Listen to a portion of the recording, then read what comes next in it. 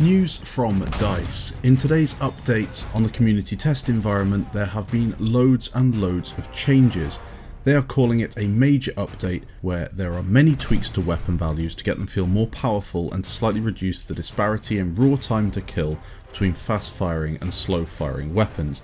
This basically means that the game is going to feel a little bit different to play. Certain weapons are going to have more firepower behind them, and it's going to change that time to kill feeling that some people haven't really enjoyed in Battlefield 1. Personally, I need to try it out on the CTE and get a real feeling for it before I can make an appropriate review. The changes to gunplay will of course be monitored by DICE on the CTE, and I'm sure many updates will follow from this initial one, but it is really nice to see that they're making changes. So let's just have a general review of what they've changed so far.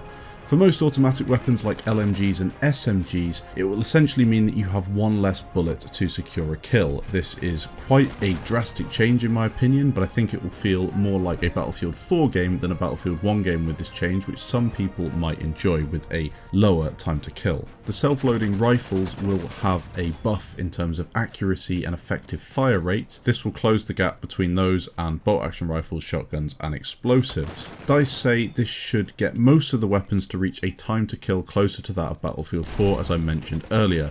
And it also means, and this is the main thing for me, if you're in a 1 versus 2 or a 1 versus 3 situation, at the minute in Battlefield 1 it's really difficult to come out of that situation alive because of the high time to kill. It just isn't a very good experience. With this update you'll find that you're able to, assuming you're really good at aiming and you get everything right, you can take 2 or 3 of those players down where before you might struggle to. I think this is a lot better for those players that are really at the top of their game and they want to be rewarded for getting better at aiming, getting better at learning the mechanics, learning the weapon control and things like that. More detailed information on this change can be found in the description. I'll also show some screenshots now where you can see some of the weapons that I think are important, some of the changes I think are important.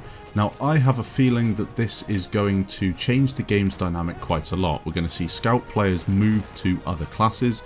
We're going to see something slightly more similar to Battlefield 4 in terms of time to kill. We're going to see players being a lot more active and a lot more aggressive because you don't have to wait after an engagement to heal. You can jump out, take out a couple of players and then keep on going because of that low time to kill. So you can engage an enemy player even if you're on half health and rely on your aim. I'm really glad this has come to CTE. For me it's come out of the blue quite a bit, and it's nice to see that they're making these changes almost a year into Battlefield 1's release. I'll keep you up to date on this channel with the changes because this is something I have a real interest in. I'm going to be back playing Battlefield 1 again after a bit of time off.